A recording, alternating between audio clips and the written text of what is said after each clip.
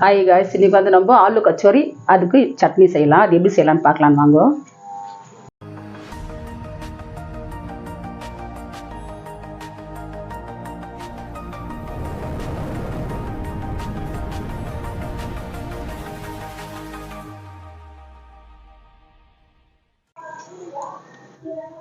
இப்போ வந்து ஆலு கச்சோரிக்கு வந்து நான் வந்து கோதுமை மாவு எடுத்துன்னுக்கிறேன். மைதா மாவில் கூட செய்கிறாங்க. மைதா மாவு நாங்கள் சாப்பிட்றதுல ஜாஸ்தின்ட்டு கோதுமை மாவில் செய்யலான்ட்டு கோதுமை மாவில் செய்கிறேன். இப்போ வந்து இதுக்கு உப்பு போட்டுக்கலாம். கொஞ்சமாக எண்ணெய் ஊற்றிக்கலாம். எண்ணெய் ஊற்றினாலும் ஊற்றலாம், நெய் ஊற்றினாலும் ஊற்றிக்கலாம், நம்ம இஷ்டம் தான். கொஞ்சமாக ஊற்றி மிக்ஸ் பண்ணிடலாம். மிக்ஸ் பண்ணிவிட்டு இப்போது தண்ணி ஊற்றிக்கலாம். கொஞ்சம் கொஞ்சமாக தண்ணி ஊற்றி நம்ம பிசைஞ்சிக்கலாம். கொஞ்சம் கொஞ்சமாக தண்ணி ஊற்றி பிசைஞ்சிட்ட பிறகு பார்க்கலாம்.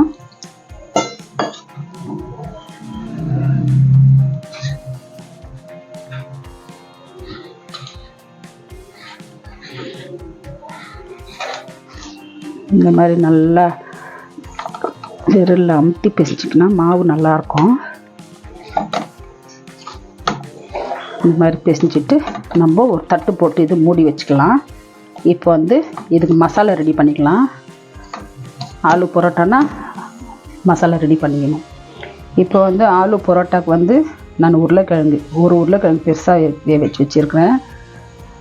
ஆலு கச்சோரினாக்கா இப்போ வந்து நம்ம மூங்கில் செய்யலாம், எசுறுபயில பருப்பில் செய்யலாம், உருளைக்கிழங்குல செய்யலாம், இல்லை பட்டாணி வெஜிடபிள் எல்லாம் போட்டு கூட அந்த மாதிரி கூட கச்சோரி செய்யலாம். இப்போ வந்து இதுக்கு வந்து வேக வச்ச உருளைக்கிழங்குல கொஞ்சமாக மிளகாய் பொடி, கொஞ்சமாக உப்பு,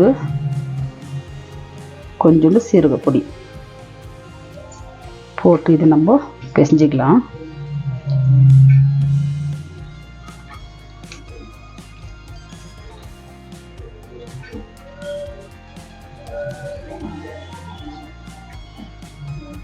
கொத்தமல்லி இருந்தால் கொத்தமல்லி கூட போடலாம்.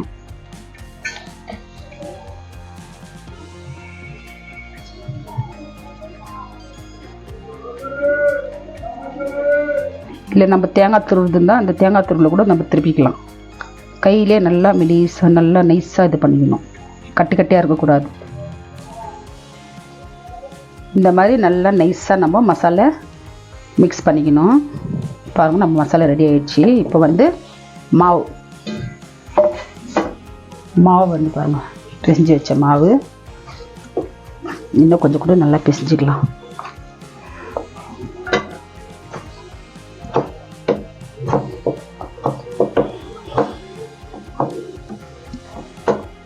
எவ்வளோ நம்ம கையில் அமுத்தி பிசைகிறோமோ அவ்வளோத்துக்கு அவ்வளோ நல்லாயிருக்கும். மைதா மாவில் தான் செய்யணும் கச்சோரி, ஆனால் நான் கோதுமை மாவில் செய்கிறேன்.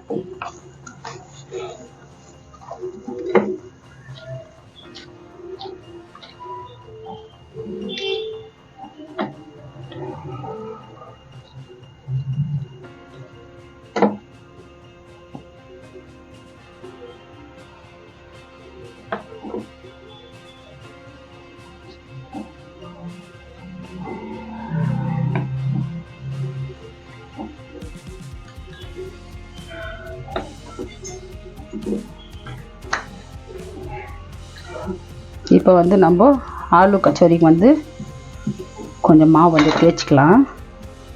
கோதுமை மாவுன்ற தொட்டு நம்ம தேய்க்கிறதாகுது.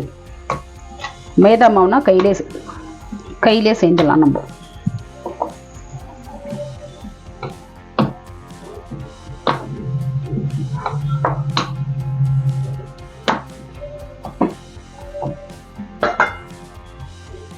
இங்கே வந்து மசாலா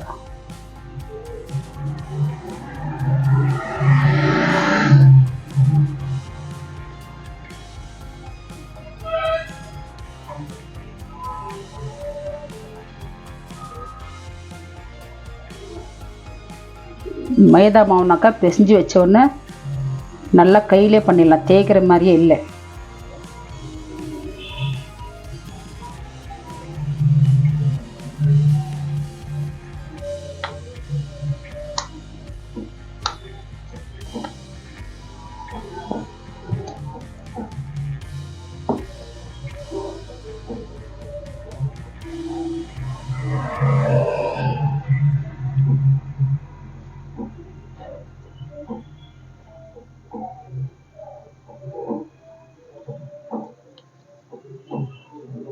இந்த மாதிரி நல்லா நம்ம இது பண்ணணும். கேப் இல்லாத இந்த மாவு இருக்குது இல்லையா, பரவாயில்ல, புடக்கூடாது. அப்படி இப்படி பண்ணிக்கலாம். லைட்டாக அமுக்கணும், இல்லைன்னா மசாலா வெளியே வந்துடும். இப்போ வந்து நம்ம என்ன பண்ணணும், இது வந்து லைட்டாக சும்மா தேய்ச்சிக்கலாம்.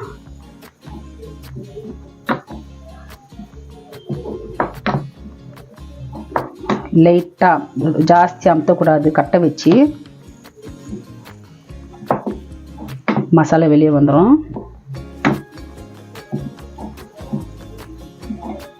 அவ்வளோதான்.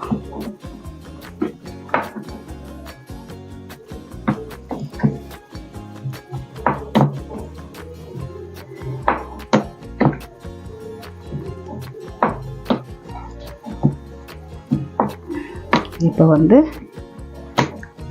இங்கே வந்து நான் வந்து கடாய் வச்சுருக்கேன். கடாய் வச்சு எண்ணெய் காஞ்சிருக்குது. எண்ணெய் காயிட்டும், கொஞ்சம் காஞ்ச பிறகு பார்க்கலாம். இந்த எண்ணெய் காஞ்சிடுச்சு. நம்ம வந்து ஆலு கச்சோரி போட்டுக்கலாம்.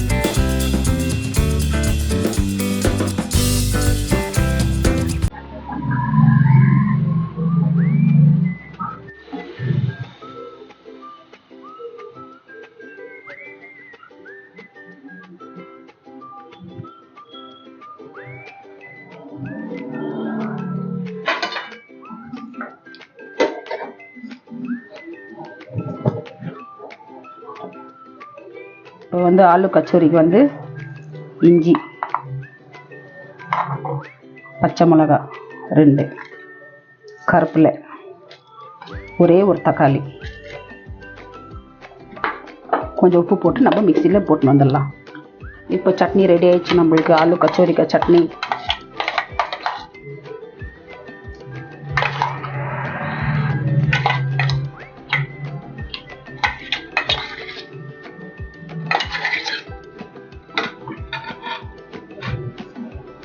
ஆலு கச்சோரிக்கு சட்னி ரெடி ஆயிடுச்சு. நம்ம ஆலு கச்சோரி ரெடி ஆயிடுச்சு. சூப்பராக வெந்தது பாருங்க. நல்லா ஆவி பறக்குது. தொட்டு இப்படி பண்ணி சாப்பிடலாம். இப்போ இந்த பரோட்டா எப்படி நான் செய்தது, இந்த சட்னி எப்படி செய்தது பார்த்துருப்பீங்க. இப்போ இந்த வீடியோ பிடிச்சிருந்தா லைக் பண்ணி, ஷேர் பண்ணி, சப்ஸ்கிரைப் பண்ணுங்க. இதோடு இந்த வீடியோ முடிஞ்சு நெக்ஸ்ட் வீடியோவில் பார்க்கலாம். பாய்.